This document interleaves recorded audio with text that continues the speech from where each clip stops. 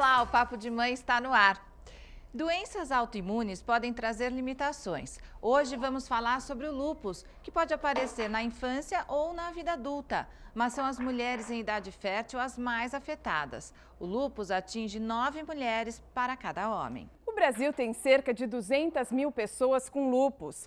Mais de 1.000 casos são diagnosticados por ano. Segundo o Ministério da Saúde, em 2012, 4.475 pessoas foram internadas por causa da doença. E como se adaptar para levar uma vida mais normal possível? Veja os destaques do programa. O que você sabe sobre lúpus? Olha, eu não sei nada, só ouvi falar. Sinceramente, muito pouco. Inconformado com a falta de informações sobre a doença, o Eduardo e outras pessoas com lúpus decidiram, em 2009, criar a Associação Brasileira Superando Lúpus, que funciona hoje em dia neste imóvel aqui na região central de São Paulo. Que tipo de atividade vocês desenvolvem aqui? Semanalmente nós temos um projeto Memória e Música, Quirocultura e Arte-Terapia. A gente vê que as pessoas não sabem direito o que é essa doença, por isso que a gente vai fazer o programa, né, para dar informação, para entender, afinal, o que é lúpus. Vieram até aqui hoje a Rosângela, a Érica, a Cristiane e a Marli. Obrigada por terem vindo. A Rosângela tem 6 filhos, Rosângela. Isso. E qual a idade dos seus filhos? O mais velho tem 20, aí tem a Raquel, que é a que tem lúpus, que tem 16 anos, vai fazer 17. Ela tá aqui, né? Tá aqui. E tem uma menina de 14, outra de 12, uma de 9 e um menininho de 7 anos. Você se animou, né? E só a Raquel que veio Só a aqui Raquel, com você? só a Raquel. E ela que tem? Isso. E você descobriu que ela tem lúpus faz quanto tempo? Tem 6 anos, ela tinha 11 anos quando eu descobri. Tá, então daqui a pouco você vai contar até para dizer quais foram os sintomas, como foi que você descobriu, tá bom? Tudo bem. E você tem quantos filhos? Eu tenho 3. Qual a idade deles? Quem são seus Tenho um filhos? de 5, que é o Gabriel. Tem a Júlia, de 8, que é ela que tem o lúpus. E tem a Jennifer, de 13. Ela com 8 anos, e você já descobriu há quanto tempo que ela tem Eu lúpus? já tenho, vai fazer um ano agora, em outubro. Um ano, quer dizer, com 7 anos apareceram os 7 primeiros anos. sintomas. E depois você vai contar também como é que foi descobrir, porque a gente pesquisou que às vezes é difícil chegar, né? O diagnóstico é difícil de ser feito, né? Porque pode confundir aí com outras doenças também.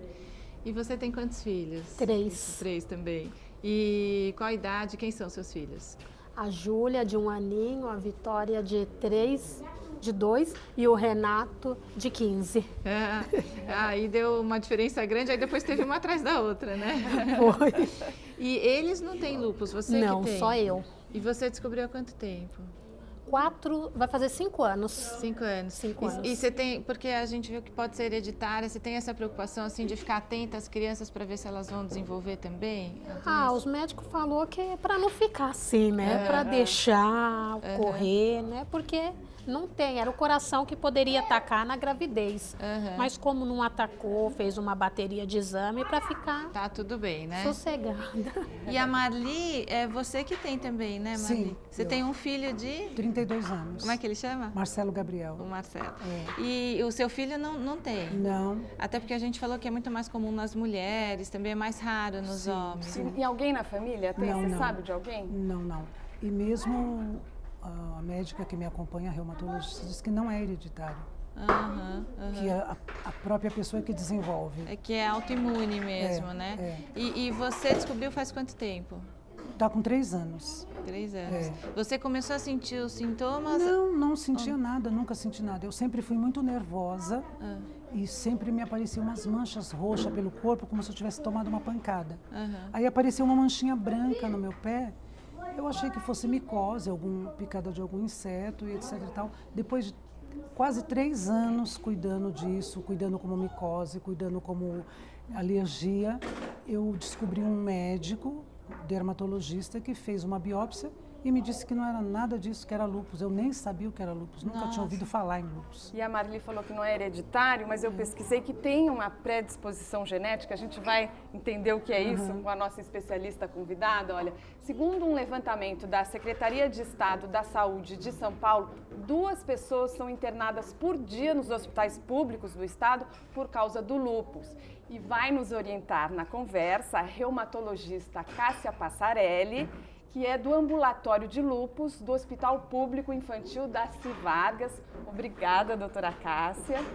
E, doutora Cássia, a gente viu que é muito difícil fechar o diagnóstico do lúpus, porque ele pode aparecer em qualquer órgão do corpo, pode afetar qualquer órgão do corpo, pode aparecer em qualquer idade, e não tem ali um exame, né, para falar realmente você tem o lúpus. O diagnóstico é clínico, é isso, doutora? O diagnóstico é clínico e laboratorial.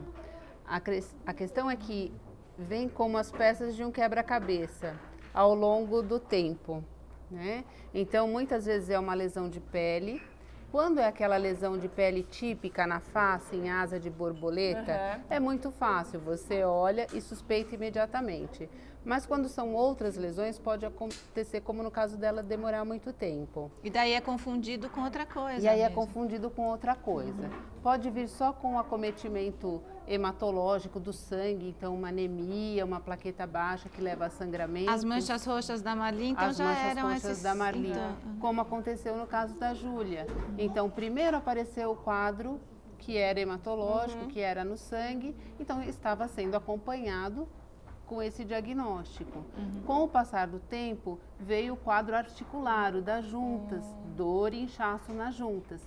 Aí os médicos que acompanhavam a Júlia falaram, opa, então isso aqui não é só do sangue, isso aqui deve ser mais alguma coisa. Então nós trabalhamos com critérios. Então é uma doença que pode se parecer com muitas outras e por isso leva a essa confusão diagnóstica e muitas vezes ao atraso do diagnóstico. E tem essa predisposição genética, doutora? Existe uma frequência maior dentro de uma mesma família. Então, se eu já tenho alguém com lúpus, a chance naquela família é maior. E a gravidade da doença varia bastante? De uma pessoa para outra? De uma pessoa para outra? Sim. Um pode ter o lúpus só com acometimento renal, o outro pode ter só a pele e a dor articular, então um lúpus menos grave. Então, para cada pessoa, o lúpus vem de uma forma e a gravidade é diferente. A doutora falou da Júlia, que é a filha da Érica. Então, ela está com 8 anos, você disse, e há 1 ano que foi diagnosticado. Mas quando que apareceram os primeiros sintomas que você foi buscar ajuda médica para saber o que a sua filha tinha? Para mim era um resfriadinho normal. Que ela começou a sentir febre, começou o narizinho a escorrer.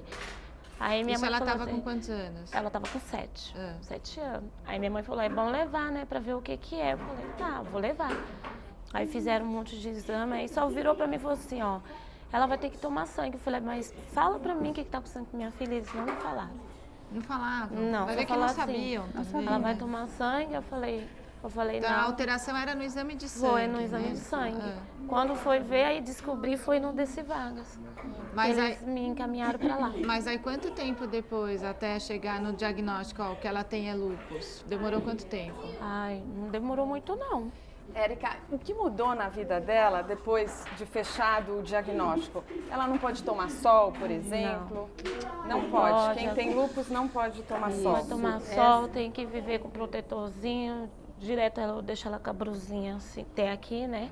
Pra poder proteger o corpo dela, né? Mesmo nos dias sem sol, não pode ir a luminosidade? Não, essa questão dá licença, nessa questão da fotossensibilidade, isso é muito, muito importante, tá? Então é a primeira recomendação que a gente faz quando tem o diagnóstico, é dizer para eles se protegerem do sol, porque seja... desencadeia o desenvolvimento Desencadeia a atividade da doença, não só a doença de pele, mas a doença como um todo. O lúpus, ele é uma doença autoimune. Você começa a fazer anticorpos contra estruturas do seu próprio corpo. Ao invés desse exército de anticorpos defender você de doenças, ele começa a atacar. Existe um erro, né? E aí ele começa a atacar. E no caso da Júlia, atacou as hemácias, né? Então aí ela ficou com uma anemia e uma anemia hemolítica, que a gente fala. Começou a destruir o sangue muito rapidamente, né? E hoje com os cuidados está mais controlado. Tá mais controlado. E no caso da sua filha? A Raquel, ela começou a aparecer os sintomas assim, ela começou a emagrecer muito e ficar assim, desanimada. Que ela tinha 11 anos, geralmente tá brincando, quer passear, e ela queria só ficar deitada, ficar dentro de casa, teve um dia que eu deixei assim para ver quanto tempo que ela dormiu 12 horas seguidas. Nossa. Ela deitou, não queria comer. Ela estava com 11. 11 anos. É. E foi de uma hora para outra? Foi, de uma hora para outra. Comecei a levar ela no pediatra, né, que ela já estava acostumada, aí falei para ele, ó, ela tá emagrecendo, tá com desame. Ele falou, ó, vamos fazer o exame de sangue para ver o que acontece. Fez o exame de sangue, pediu assim com urgência para ver se era anemia, alguma coisa, não deu nada. Nem verme, nem anemia, nem nada. Ele falou, então volta daqui 15 dias pra gente ver se melhorou, tal, dá uma vitamina. Passou 15 dias, ela tinha emagrecido mais 4 quilos. Em 15 dias? Em 15 dias. E o desânimo continuava. Fraqueza, tudo. Isso. Daí ele pegou e encaminhou ela. Ele pegou e falou assim, olha, eu vou tentar arrumar um encaixe para ela no hospital, porque os exames de prática que eu tinha para fazer, né, que é sangue, fezes, essas coisas, ele já tinha feito e não tinha dado nada. E aí falou assim, ó, você vai para casa e volta aqui para pegar o encaminhamento. Daí ele estava suspeitando de ou anemia falciforme ou de alguma coisa assim da oncologia. E ele deixou, arrumou um encaixe para ela no Darcy Vargas. Se pudesse ser um câncer, é isso? Isso, alguma coisa assim. Aí o cabelo dela começou a cair. E nisso ela estava assim, ela tinha uns 38 quilos, já tinha passado para 32. Nossa, com 11 anos. Com 11 anos. Ela estava só super magrinha para andar, era devagar. O que ela comia era um tantinho assim de leite, aí ela ficou pedacinho internada. de pão, ficou internada. Aí fizeram vários exames, vários médicos do hospital. Depois de uns 20 dias de internação, aí descobriram que ela estava com lúpus. E você já tinha ouvido falar de lúpus? Nunca. Quando falaram que ela estava com lúpus, eu falei, mas o que é isso? Falei, tem cura, tem tratamento? O que vai ser daqui pra frente? E hoje ela está com quantos anos? Tá com 16. Dia 16 ela faz 17 anos. Porque tem a questão também hormonal, né? Que desencadeia a doença. Não se conseguiu ainda comprovar exatamente, mas como ela uma doença muito mais frequente na idade fértil e a maioria das meninas que nós acompanhamos começa perto da menstruação, vocês podem ouvir, uma ou outra começa abaixo desse período menstrual, então se sabe que realmente tem um desencadeamento hormonal, tá? Então, por isso tem tanto na adolescência, por isso começa tanto na adolescência. A gente está falando aqui de diagnóstico, no segundo bloco a gente vai falar um pouco mais de tratamento, aí vocês explicam como que é o tratamento, tá bom? E você começou a ter quais sintomas? Meu rosto começou a encher de ferida dos dois lados, que eles falam que é asa de borboleta, né? E dor nas juntas. E Cristiane, você já tinha o diagnóstico de lúpus quando você engravidou? Das duas meninas eu tinha. Já tinha. Do menino não. E aí teve que ter um cuidado redobrado por causa do lúpus na gravidez? Tive. Porque a gravidez os hormônios da gravidez podem agravar a doença. De novo, né? Toda essa alteração hormonal, você tem um risco maior. Então, toda paciente com lúpus que engravida é uma gestante de alto risco, deve ser acompanhada, então, pelo reumatologista e pelo obstetra, né? A gente tem ainda a complicação do lúpus neonatal, quer dizer, do bebê que nasce afetado pelo lúpus da mãe. Isso também acontece. Em determinadas situações, quando a mãe tem determinados anticorpos positivos, eles podem passar pela placenta, não em todas. E isso não aconteceu com seus filhos? Não, graças a Deus. Eles tiveram que ter todo esse acompanhamento? Ficaram 24 horas na UTI para fazer, mas não deu nada. Que bom. É verdade. E a mulher que quer engravidar, ela tem alguma dificuldade para engravidar, doutora? A fertilidade, ela fica comprometida, a capacidade de engravidar fica comprometida assim nos períodos de muita atividade da doença e ela é prejudicada por algumas das medicações que a gente tem que usar. Mas ela já é um exemplo de que... A gente teve 2 filhos. Né? E a gente vê algumas meninas adolescentes que também engravidam, por mais que a gente oriente. Então, a fertilidade ela não é extinguida, elas realmente podem engravidar, mas a gestação e o puerpério, essa fase depois que o bebê nasce, realmente é de maior risco para a paciente. Tá? Você, entre os primeiros sintomas que você teve e o diagnóstico, foi quanto tempo? Foi coisa de 5 meses. Até que foi rápido. Então, foi rápido. E a Marli já contou pra gente, então, que o que apareceu, você tinha tido algumas manchas roxas e apareceu a ferida no pé. Quer dizer que no rosto... Não chegou a ser uma ferida. Era uma manchinha. Uma manchinha branca. Eu não me incomodava. As pessoas começaram a me me chama a atenção. Porque às vezes Porque que achando que é toda uma vez que alguém, micose. o que é essa manchinha no seu pé? Eu aí fui procurar saber o que era a manchinha no pé. Porque no rosto, como a Cristiane teve, você não teve Eu nada. tive escura. Ah. Mas não com ferida. Apareceu, eu comecei a perceber que tinham 2 manchas escuras exatamente no formato de borboleta, como a Olha, doutora que disse. coisa. Só que eu fumava. E muita gente falava, isso é por causa do cigarro que mancha a pele. As pessoas adoram dar diagnóstico também, né? Por causa do cigarro. E agora você parou de fumar? Há 2 anos. Porque não pode Mas fumar, eu não né? tinha, eu não sabia Melhor ainda não. do lúpus. Quando eu parei de fumar foi por vaidade. Eu falei, tá ficando cada vez mais feia essa mancha, eu vou parar de fumar. E foi quanto tempo, Marli? Desde Demorou os... 3 anos para descobrir esse tal desse lúpus. Eu sempre tive muita dor nas articulações. Eu tive um deslocamento total dos tendões do ombro esquerdo. Fiz uma cirurgia. Quer dizer que a Marli já tinha sintomas Já antes. A gente tinha. tem que ficar muito atento Sempre ao tive corpo. muita dor no quadril, no joelho. E quando me doía as articulações, o joelho, por exemplo, eu sempre gostei de andar de salto. Eu trabalho em pé, ando o dia todo, eu acho que hoje eu calcei um salto mais alto, por isso que meu joelho está doendo. Então, daqui a pouco a gente vai falar do tratamento, porque parece que salto não é indicado, viu, Marli?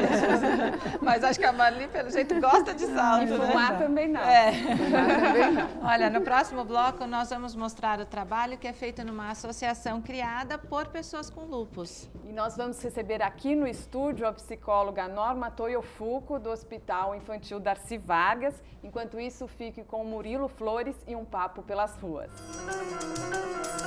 Então, a Fernanda é executiva do turismo e, assim como eu, também sabe muito pouco a respeito de lúpus, é ou não é? Você já tinha ouvido falar da doença? Olha, sinceramente, muito pouco.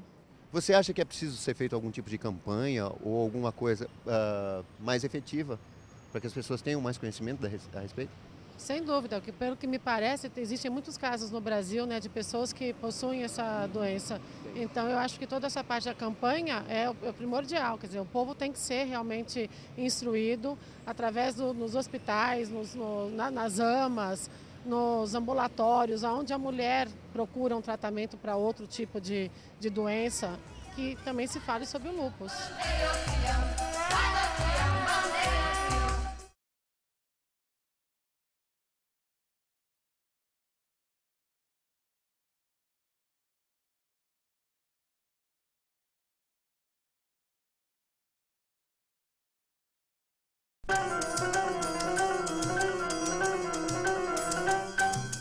O que você sabe sobre lúpus? Olha, não sei nada, só ouvi falar. Mas você acha que o lúpus é contagioso? Não sei. Não sei dizer, porque eu não conheço. Bom, contagioso a gente já sabe que não é, né, doutora? Isso, por favor. Não é contagioso. E só para esclarecer, a gente falou dos sintomas que as filhas tiveram, que vocês tiveram. Tem algum outro sintoma que pode... Porque a gente falou da parte do sangue, né, hematológica, dor nas juntas, manchas na pele. Pode ter algum outro sintoma que as pessoas precisam ficar atentas? Sim. Além dos sintomas gerais, né, então queda de cabelo, tá, é importante. A fraqueza, né? A fraqueza, a fadiga, o mal-estar. Emagrecimento também? Emagrecimento, uma febre, que pode ser uma febre baixa, em dias alternados, vem aquele quadro arrastado, né? Pode lembrar, pode ser de outras doenças, mas é uma das hipóteses diagnósticas. Os lúpicos têm muito comprometimento renal, então alterações urinárias, sangramento na urina, o inchaço dos olhos, inchaço nas 2 pernas. E o médico que trata é o reumatologista? É o reumatologista. E eu imagino que tenha também toda uma questão psicológica que envolva a doença, né? É isso, Mari. Por isso que agora a gente conta também com a participação da Norma Toyofuku, que é psicóloga do Ambulatório de Lúpus do Hospital Infantil Darcy Vargas. Obrigada, Norma.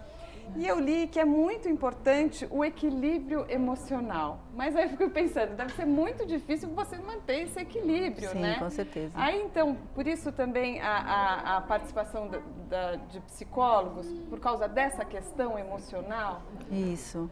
Eu acho que a questão emocional, no momento, nosso ambulatório, ele é constituído praticamente, acho que 90% de adolescentes de lúpus. Né? E o que é o adolescente? Qual a preocupação maior do adolescente? É com a autoimagem corporal. Né? E ele busca essa nova identidade, ele busca essa imagem corporal. E muitas vezes o que acontece, não só por conta, já chega no emagrecimento, por conta do uso do medicamento, ele começa a ter um inchaço, fica com as bochechas, né? Fica com manchinhas na pele. As manchas de também. pele, a queda de filhinha cabelo. Com mancha na pele. A mancha na pele, e isso faz com que eles acabam se deprimindo mais. Né? E alguns deixam de tomar o medicamento, que é o que a gente pega muito no pé. Isso acaba afetando. E acaba afetando. Desenvolvendo a doença?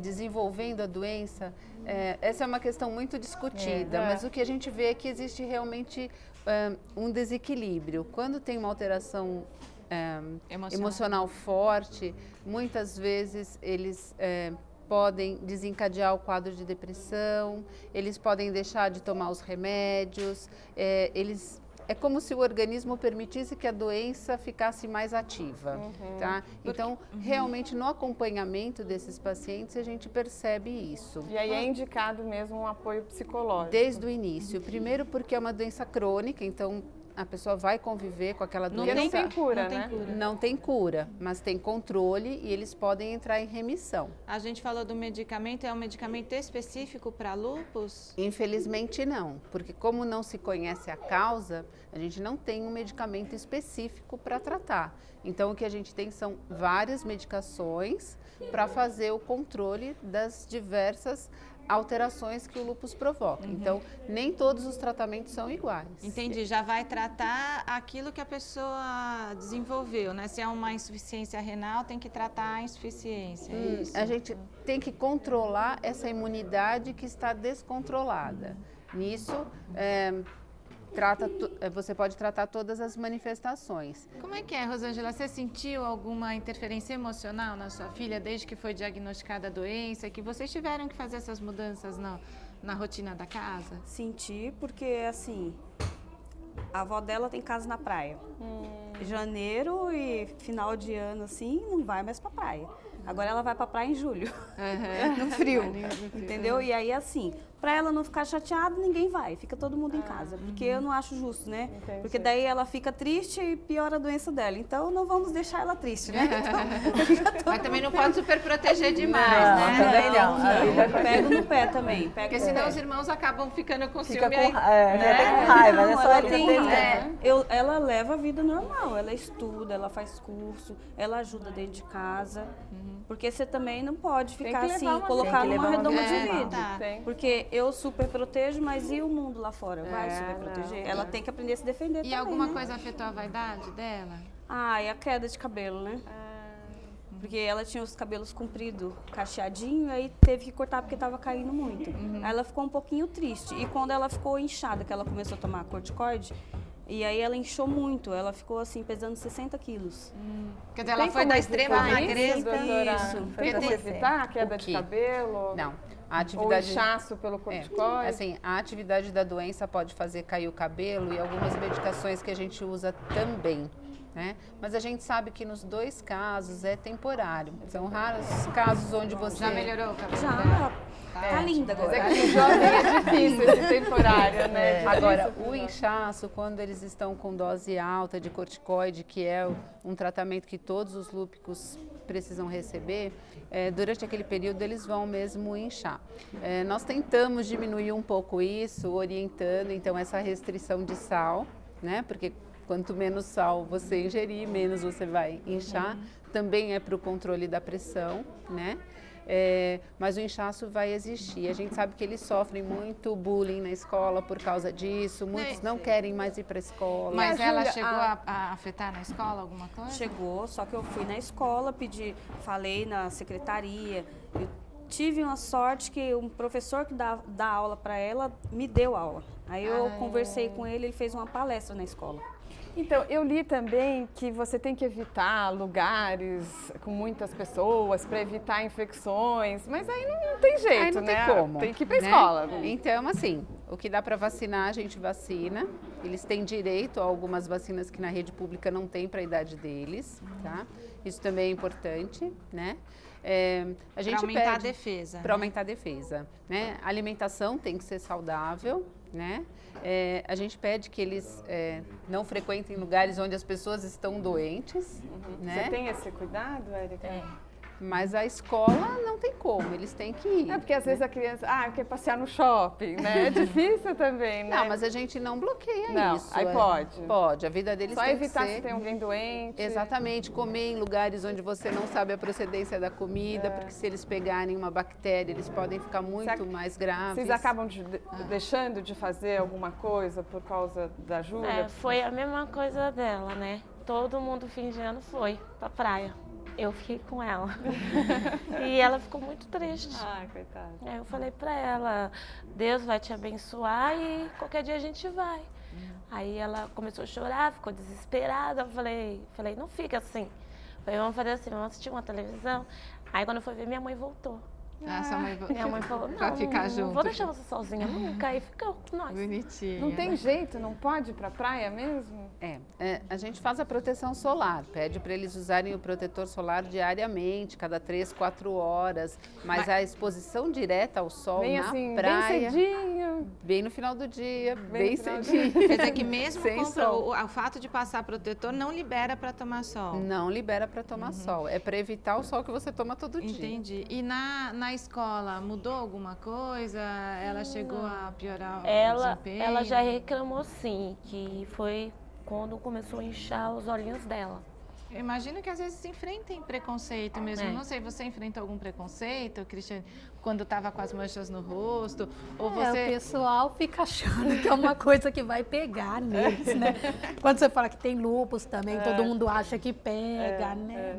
E essa questão da vaidade, você chegou a ficar chateada? Teve alguma alteração assim no seu corpo? Porque fiquei careca também, né? Você perdeu todo o cabelo? Perdi, aí fiquei gorda, enorme. Mas aí depois o pessoal lá do Hospital São Paulo me levou para fazer caminhada no Parque do Ibirapuera, correr. Você teve atendimento psicológico lá Tive também. Isso ajudou? Ajudou bastante, viu? Com a doutora Ivone, nossa, a doutora Edgar também. Porque é difícil para mulher mesmo essa questão, A questão da autoimagem é para qualquer pessoa, né? Agora, os grupos ajudam muito, né? O grupo, assim, quando o profissional dando a informação é uma coisa, mas quando a Raquel, por exemplo, fala, meu cabelo caiu, mas cresceu, e eu tô vendo que você ficou inchada, gorda, e agora não está, então isso vai passar. Então, no grupo, né, nós fazemos grupo, acho que há uns 5 anos, mensalmente, onde elas trocam informação. Além de ser um espaço para expressar as emoções, elas trocam. Caiu seu cabelo, mas já cresceu já. Você encontra alguém que já passou por isso. Exato, ele está muito mais próximo e ele tem um outro efeito. E a gente falou de salto alto, a Marli falou que não vai tirar o salto alto de jeito nenhum. Falar Para da de fumar, idade, ela né? para. Mas o salto, tem alguma relação? Até a Mariana falou do Relação salto. direta, não. Uma preocupação com a queda, né? Não em pediatria, mas nas mulheres mais velhas, você já tem um prejuízo da massa óssea, e usando corticoide a massa óssea pior, então se tiver um salto pode ter uma queda e uma fratura. Se os pés estiverem muito inchados, se tiver uma neuropatia, porque o lúpus também pode ter um acometimento, pode ter um prejuízo do equilíbrio, então assim, depende do fator, então não é uma proibição para todo mundo. Então quer dizer que a Marli pode continuar com o salto? Deixa eu ver o salto. Hoje está baixinho. Tá ótimo. Hoje está baixinho, mas normalmente eu fico...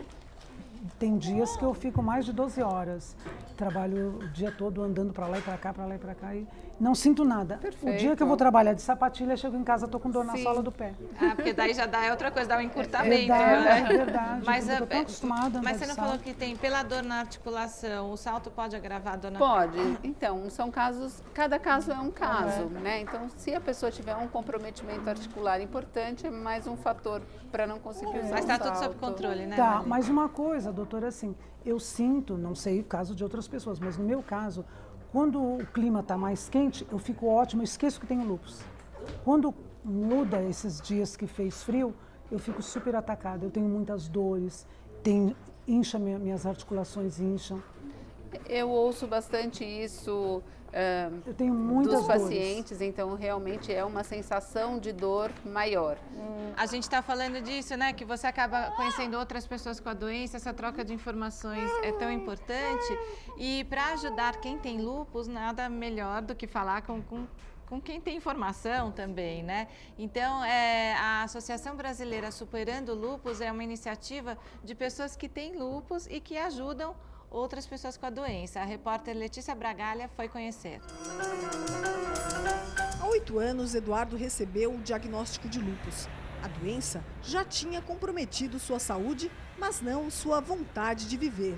Inconformado com a falta de informações sobre a doença, o Eduardo e outras pessoas com lúpus decidiram, em 2009, criar a Associação Brasileira Superando Lúpus, que funciona hoje em dia neste imóvel aqui na região central de São Paulo. Que tipo de atividade vocês desenvolvem aqui? Semanalmente nós temos um projeto Memória e Música, quirocultura e arte-terapia. Uma vez por mês nós temos serviços de orientações com profissionais da saúde, jurídica, e uma vez por mês nós temos um grupo de ajuda mútua. Essas palestras são dadas por médicos ou por pessoas que também têm lúpus?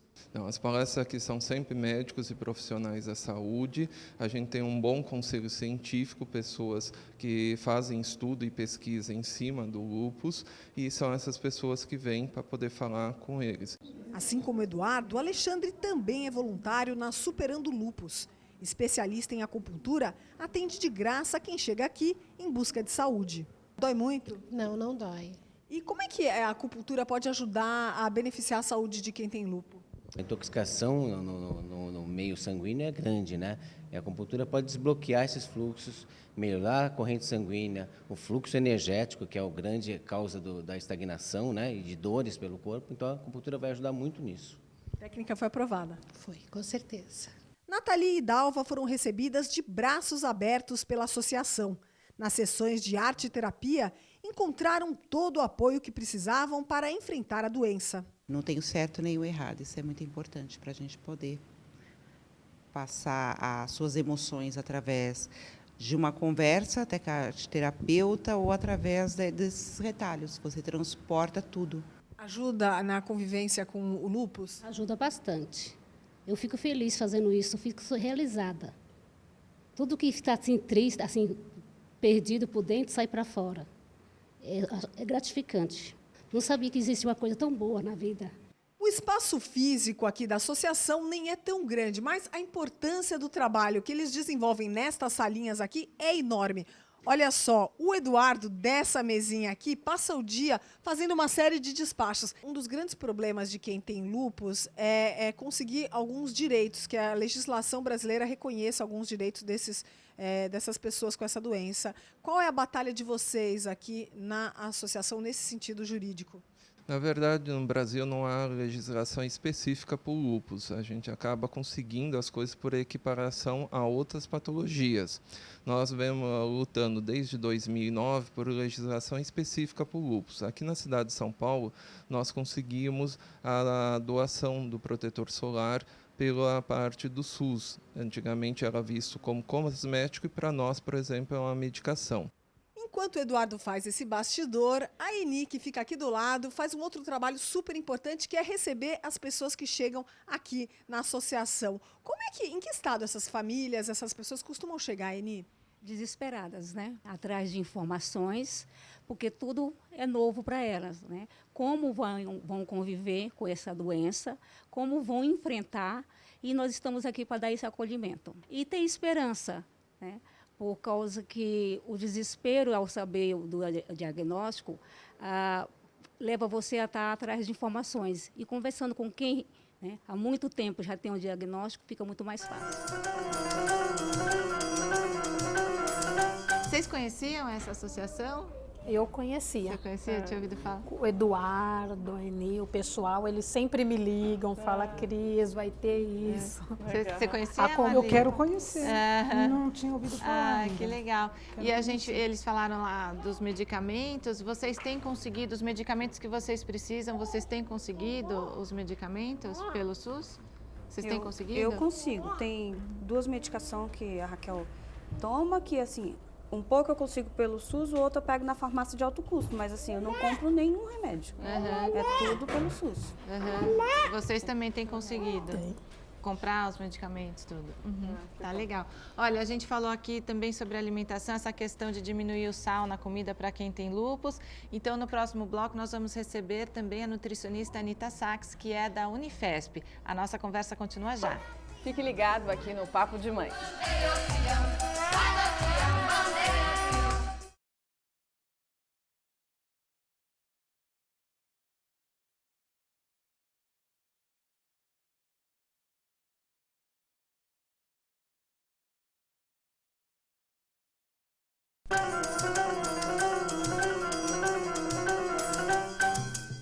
conheci uma moça, uma menina que tinha aí uns 15 anos, que ela tinha lúpus.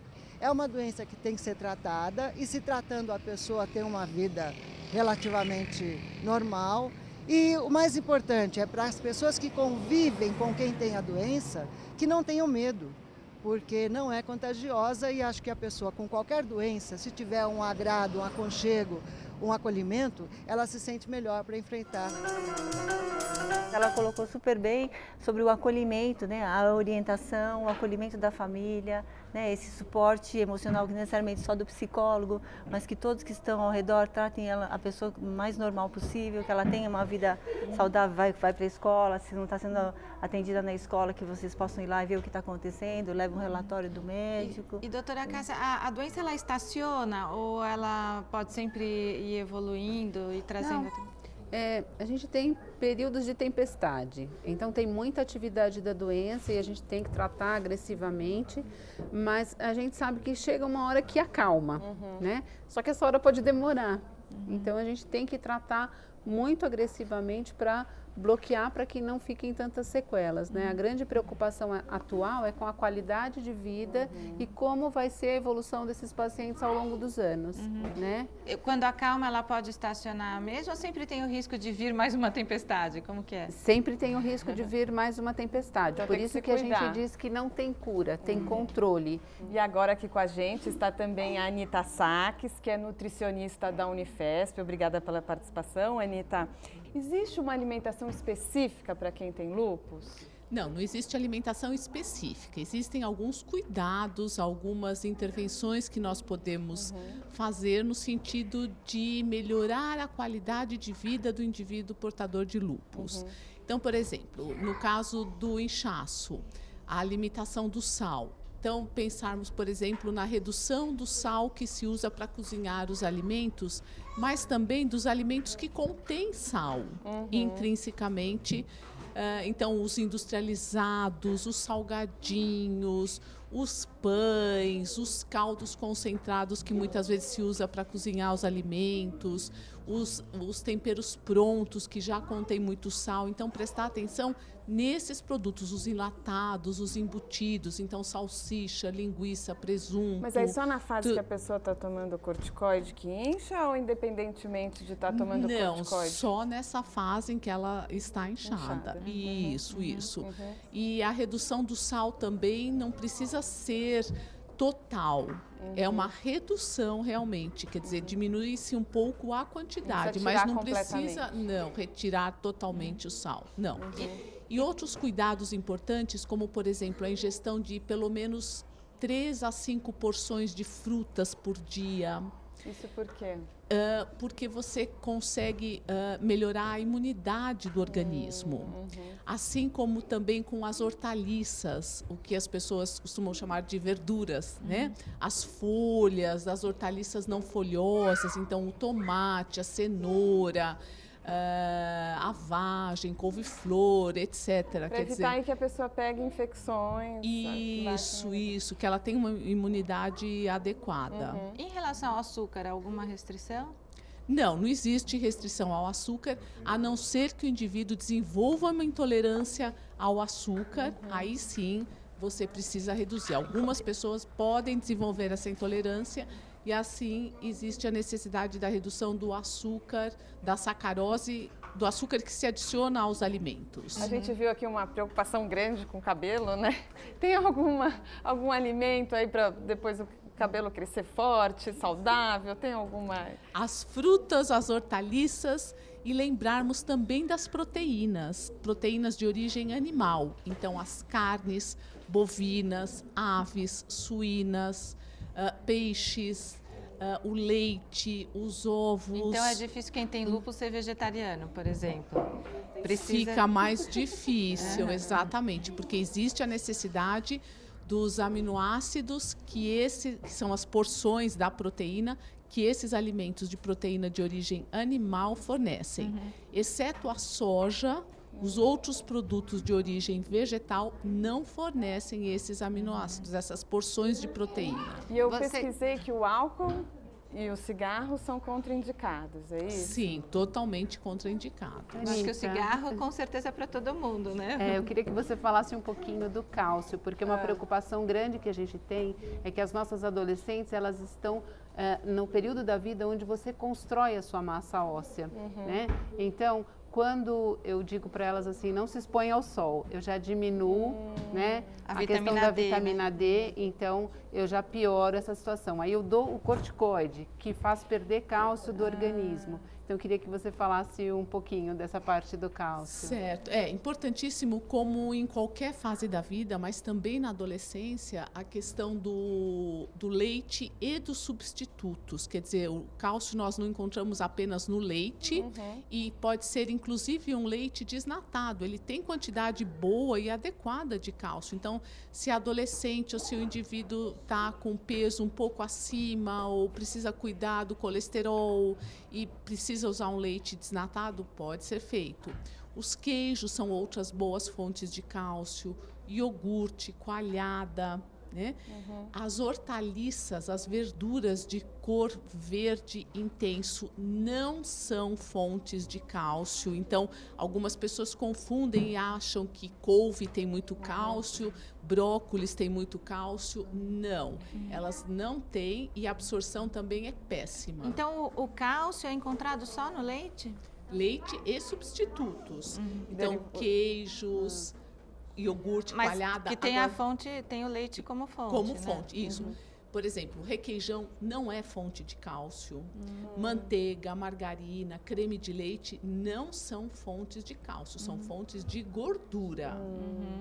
Então, se a pessoa usa o requeijão, ela está usando uma gordura, ela não está usando uma fonte de cálcio. Isso é importante. Então, daí, às vezes, eu acredito que seja indicado que a pessoa tome alguma vitamina, tome a vitamina D. Desde o início do tratamento, nós entramos com cálcio e vitamina D. Vamos monitorando, fazemos inclusive densitometria óssea todos os anos para controlar isso. Vocês mudaram, o que você mudou na sua casa? Você já tinha falado do sal. Mudou mais alguma coisa na alimentação em razão do lúpus da sim. Raquel? Fritura, não. E a coisa que não faz bem pra gente também não faz pra ela, que todo mundo tem que ter uma alimentação saudável, só que a gente dá uma exagerada, né? Então, assim, mas acaba sendo bom pra família toda. Então foi bom pra todo mundo, porque fritura não, assim, bolacha recheada, bolacha recheada também não pode, né? Essas bolachas recheadas, muita coisa assim, igual ela falou, embutido, né? Linguiça, salsicha, essas coisas não faz bem, então... Para ela também não faz bem, então a gente também não... Eu não compro para ninguém. E a Érica, mudou alguma coisa na alimentação de todo mundo ou só na dela? Lá em casa a gente mudou porque meu pai tem problema de pressão alta, né? E eu também tenho. Então, cortou bastante. Então, eu faço a comida dela e já faço do meu pai junto, que come só os dois separados. E você, em razão da sua... Você mudou a sua, mudou da família toda? Como é que foi? Para mim não, então, porque eu que só tenho, né? Então, dá para lidar tudo. Mas aí não precisa todo mundo, porque é todo mundo adulto, né? As crianças, né? Então, dá para controlar. Essa preocupação com o cálcio você tem? De tomar leite, de tomar vitamina? Gosto de beber bastante leite, tomo carbonato de cálcio também, que os médicos passam, que você pega no AMA também, né? Nos postos de saúde. E a Marli, essa questão da alimentação, Marli? Olha, lá em casa, desde muito cedo, a gente acostumou a não comer sal. Porque minha mãe sempre foi hipertensa, então ninguém come sal in natura. A salada é só limão e vinagre. Mas pode tirar totalmente o sal, doutora Anitta, da alimentação? Não, a gente sempre comeu muito pouco sal. Pouco sal. Mas tirar totalmente pode? Não faz falta? Não, porque existe o sódio intrínseco aos alimentos. Então, os alimentos contêm o sódio. Então, de repente, então, essa parte de alimentação, eu não sofri. Porque desde muito cedo a minha mãe sempre proibiu a gente de tomar essas bebidinhas de caixinha, sempre foi suco de verdade, verdura, alimento, tempero sempre natural, nada de caixinha, embaladinho, nada disso. Então agora vamos chamar as crianças aqui para conversar. Tem um jogador de futebol aqui, como que ele chama? Vocês Gabriel. Querem ir pra frente? Gabriel, Raquel, pega um banquinho, vem a Raquel, cadê a Júlia? Vem cá, Raquel e Júlia, se ajuda, Wellington? Olha que bonito que tá aqui agora, com toda essa moçada. Gostoso. Wellington, você ficou triste aí atrás, sozinho. tá só cursinho lá, E hoje o programa estava agitado, vocês estavam se divertindo. Do jeito que a gente gosta, né, Roberta? Brincadeira. Até joguei bola aqui, não foi com o Gabriel? Você gosta de jogar bola, né? Então a gente vai conhecer a Raquel, que está com 16 anos, Raquel. Isso. Você está muito linda, seu cabelo está lindo. A sua mãe estava contando aqui que você passou por um período difícil. Conta pra gente. Foi. Então, quando eu comecei a ficar adoecer, eu comecei a ter tipo umas crises, comecei a parar de comer, a ficar um tempo sem vontade para nada. Mas aí, a decorrer do tempo, tudo passa, né? O que você teve que mudar na sua vida e que você acabou se acostumando com essa mudança? Então, depois que eu tive uma recaída no passado, eu estava muito bem e aí eu deixei de tomar os meus remédios, relaxei com tudo. Aí eu tive uma recaída, tive uma convulsão. E aí, depois disso, eu vim me cuidando mais. Porque deixar de tomar o remédio não pode, né? Pensar. Deixar de tomar o remédio, E não. por quê? Você achou que estava bem e não precisava mais tomar o remédio? Então, não exatamente. Eu fui... Conta. Ou o remédio estava tendo algum efeito colateral que te incomodou e daí você... Então, efeitos colaterais, os remédios, eles têm vários que incomodam, tipo ânsia de vômito, inchar. Inchar foi o pior. Cabelo cair, essas coisas. Mas essas são coisas que eu aprendi que vem com o tempo, que saem. O tempo melhora, né? É só uma fase. E para a mãe deve ter sido difícil, porque com uma filha adolescente, quer dizer, ela decidiu não tomar mais o remédio, não tomou? Como é que você ia fazer? Eu perguntava, tá tomando as medicações? Tô. Tá tomando as medicações? Tô. Tem certeza? Você mentiu pra sua mãe. E a pessoa com 15 para 16 anos, você vai confiar na palavra, né? Até que um dia a gente estava na mesa tomando café, ela convulsionou, sentada assim. Ai, que susto, não. Aí sai correndo pro hospital e não tem como mentir, porque chega lá no hospital, faz o exame, você não está tomando as suas medicações. Doutora Cássia, quer dizer, não pode interromper de uma hora para outra, jeito né? nenhum. E por livre e espontânea vontade, assim, Esse né? é um problema que eu enfrento bastante tratando de adolescentes, porque chega uma hora com aquele sentimento de comigo não acontece, eu tô bom, né? E aí param de tomar. Algumas vezes enganam os pais, outras vezes enfrentam os pais e falam, não vou tomar e acabou, né? Mas aí, a hora que piora de verdade, eles têm que voltar e têm que reiniciar o tratamento. E a nossa preocupação é que o lúpus volte com uma atividade ainda maior. Então, aquela doença que veio controlada, aquele corticoide que eu quase tinha conseguido tirar ou já tinha tirado, tem que voltar todo de novo em E dose porque eu alta. acredito que quando o médico decide tirar, tem que ter, vai uma retirada gradual, Muito né? gradual, muito Não pode ser de uma lenta hora pra outra. e muito controlada, assim. Bom, eu acho que a Raquel aprendeu, né, Raquel? Com certeza. Jennifer, bom, você é irmã da Júlia, a sua irmãzinha é que tem o lúpus, não é isso? E o que mudou na sua casa, assim, depois que a sua mãe descobriu que a sua filha tinha doença, mudou alguma coisa? Muita coisa. O que mudou? Mudou a comida, as coisas que a gente compra, muita coisa. E você ajuda a sua mãe a cuidar da sua irmã também, a ver se...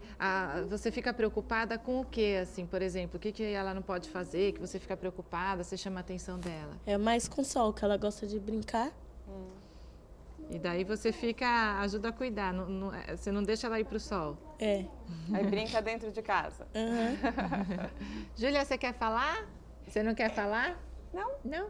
As suas pequenininhas como chamam? Como chama as pequenininhas? A Júlia, a Vitória e o Renato. O Renato, vamos falar com o Renato. O Renato, a sua mãe estava contando que você é um excelente babá com as suas irmãs, é isso? E me conta, você como filho, como foi quando a sua mãe contou que ela estava com essa doença? Você ficou preocupado, assim, hoje você ajuda a sua mãe, como é que é? Na hora eu fiquei, só que depois foi acostumando. Agora, normal. O seu filho ficou muito preocupado, Marli? Ficou. Ficou. Ele mora no Rio de Janeiro, né? Ele queria vir para São Paulo. Ele pediu uma licença, ficou uma semana comigo. Porque ele também não entendia, ele não sabia o que era essa doença, nunca tinha ouvido falar, né? Então ele ficou muito preocupado. Você quer aproveitar para mandar beijo para os outros filhos que não vieram? Ai, sim, um beijo para todo mundo, família, que é muito, a lista grande. Então, mandar um beijo para todos, para ninguém ficar com ciúmes, né? Beijo, mamãe ama todos. E você? Queria também mandar para minha família, são grandes também, né? E para minha cunhada ter força, né? Que ela tá com um problema sério, né? Com o pai dela. O que ela tem? Ela descobriu que o pai dela tá com leucemia no sangue. Difícil. Né? Então, força para ela. Como que ela chama? Joelma. Eu também agradecer o pessoal, né? A família, bastante gente, quando eu vejo, falo, Cris, eu rezo muito por você, né? Amigos, todo mundo, né? Você vai falar nome, aí fica, você não falou Mas mesmo. é bom sentir esse Então carinho, tem que ser né, a família, amigos, né? Pra ninguém ficar triste. E doutora Cássia, tem um site ou e-mail para você deixar para quem quiser entrar em contato, tirar mais informações sobre a doença? Eu acho que uma boa opção é o site da ONG do Superando Lupus, então www.superandolupus.org.br. Tá legal, obrigada. E a Norma? E pode também estar ligando lá para o Hospital Infantil Darcy Vargas, 3723-3700. São Paulo, né? Isso, São Paulo. Quem é de outro estado pode ligar para pedir informação. Isso, também pode ligar para pedir informação e aí eles passam para a doutora Cássia, para mim, os profissionais também. Obrigada. E a Anitta? O meu e-mail é sacs, sacs.anita@gmail.com. Legal, obrigada a todos vocês por terem vindo. Olha, no próximo programa nós vamos falar sobre ciúmes que os filhos têm dos pais. Aqueles filhos ciumentos, não deixa pai e mãe namorar. E eu estava conversando com elas, todas não, mas acho que a Rosângela, a Érica e a Mari poderiam participar, é isso? Sim. Por quê, Mari? Seu filho não deixa você namorar? Não, morre de ciúme. É mesmo? E você... Ele acha que mãe que tem que namorar é a mãe do amigo dele, Você não a mãe deixou dele. de namorar? Deixei. Você não está namorando, Não. Marli? Ou então tem que namorar escondido dele? É, voltar a ser adolescente. Né? Ó, crianças, adolescentes e até adultos não deixam as mães namorarem, como o viu? filho da Marli, né? Tem muito filho que quer mandar na vida dos pais. E você, o que acha disso? E acompanhe o Papo de Mãe também na internet. No site e nas redes sociais tem muita informação para você. E até a próxima aqui na TV Brasil. Até! Obrigada, gente. O programa foi muito bom, viu? Obrigada. Olha, muito bom o programa.